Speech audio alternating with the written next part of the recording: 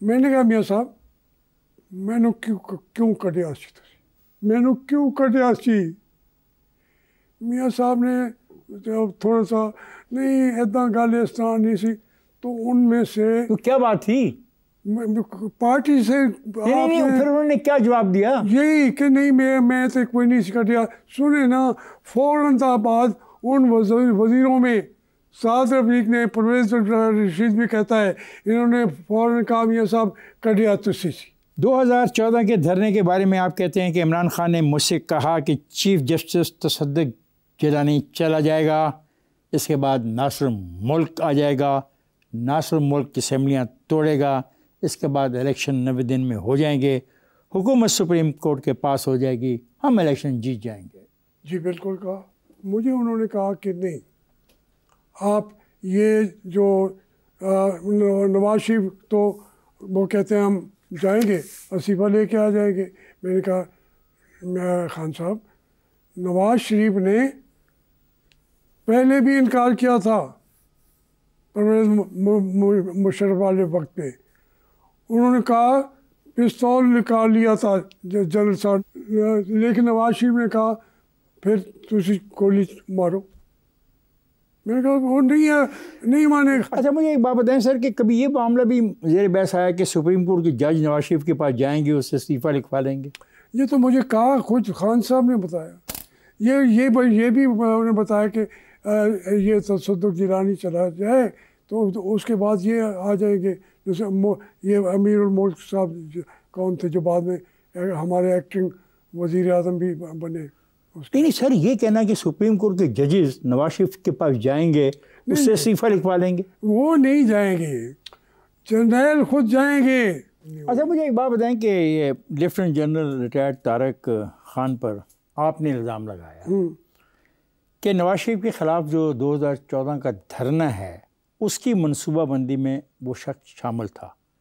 क्या आज भी आप इस बात पे यकीन रखते हैं? नहीं मैं आपको बताता हूँ, मैं तो उस शख्स को जानता ही नहीं था, इतना डीप मैं कभी किया ही नहीं।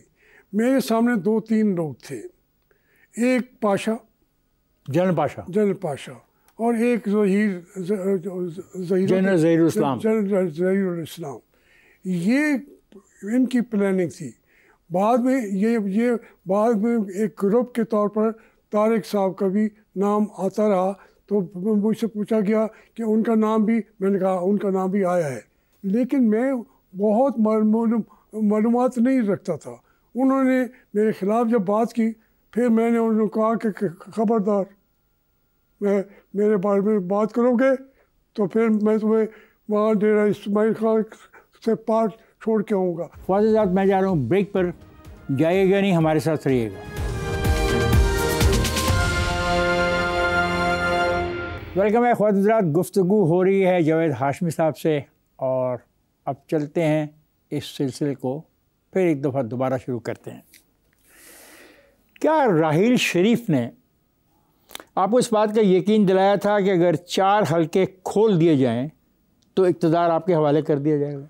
देखिए इसमें हम लोगों ने कहा कि अगर हमसे बात वो कर रहे थे, मेरे से नहीं, जहांगीर सर आपसे भी, तो आपका कोई रोल नहीं था सारी खेल में? मैं कभी फ्रंट पे अपनी पार्टी के अंदर मैं तो नंबर 1 होता था। अच्छा इस साजिशों में ये ना मैं नहीं होता था, इस साजिश में नहीं शामिल था? कभी नहीं। जर्नैल वर्नैल ये नवाज को पकड़ लो, ले जाओ, घसीट लो सड़कों पे?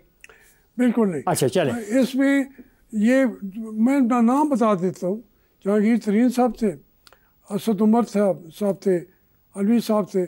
तो हमने कहा आपस में डिस्कस किया कि कौन सा गारंटर हमें मांगना चाहिए कि ये 4 हलके खुलेंगे। तो उन्होंने कहा कि जी हमें राहील शरीफ जो है वो गारंटी देते। तो उन्होंने बात करके कहा कि भैया आए मुलाकात के लिए। खान साहब अकेले गए थे मिलने। अकेले क्या तय हुआ? उन्होंने कहा कि मैं गारंटी देता हूँ। राहील शरीफ ने कहा मैं गारंटी देता हूँ आपके ये सारे वो खोल दिए जाएंगे। और उसमें इमरान खान साहब क्या चाहते थे या नहीं चाहते थे, जब वापस आए तो उन्होंने कहा कि उसने ये कह दिया है।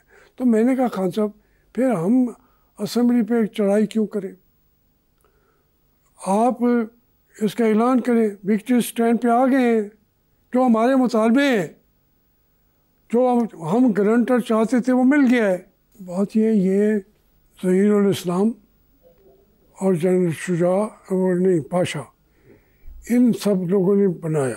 आप जावेद हाशमी साहब मुझे ये बताना चाह रहे हैं कि जो धरना सारा है, हाँ, ये किस जर्नैल ने सोचा और किस जर्नैल के खिलाफ साजिश थी? जनरल ज़हीरुल इस्लाम और पाशा ने कि इसको अगर साइड पे हम कर लेते हैं, और रहील शरीफ को जो है उसके ख्याल ये था, ये वो दोनों ये एक दूसरे के खिलाफ साजिश कर रहे थे।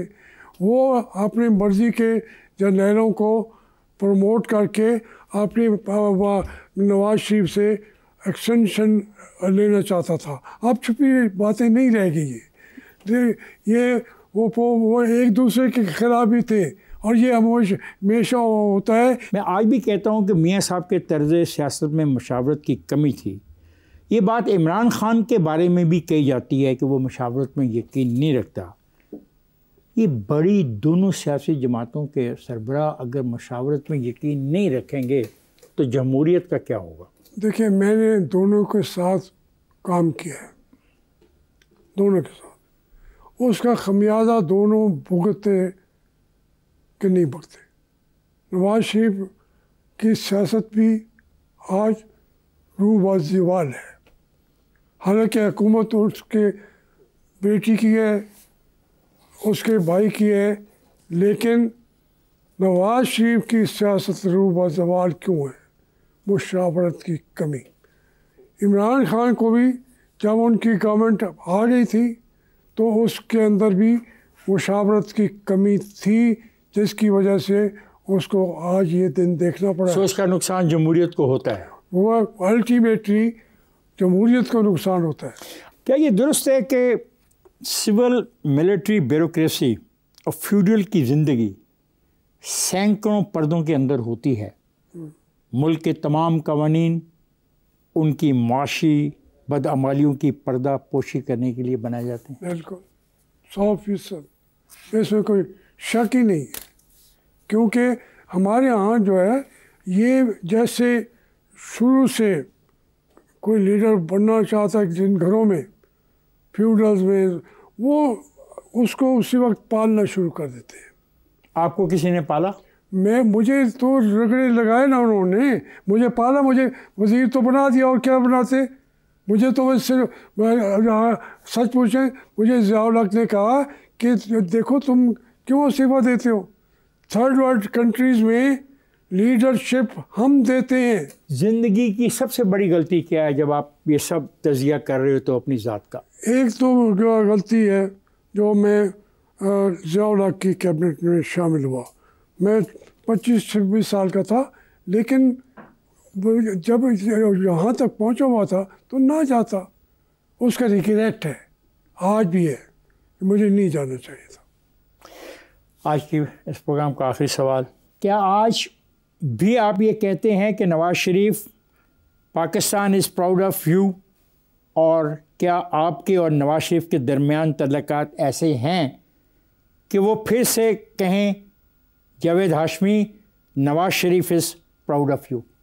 देखिए, मैं नवाज शरीफ की एहतराम करता हूँ, म्यूचुअल, तो मैं उनकी फैमिली का मेंबर रहा हूँ 30-35 साल, तो मैं वो अलग बात है।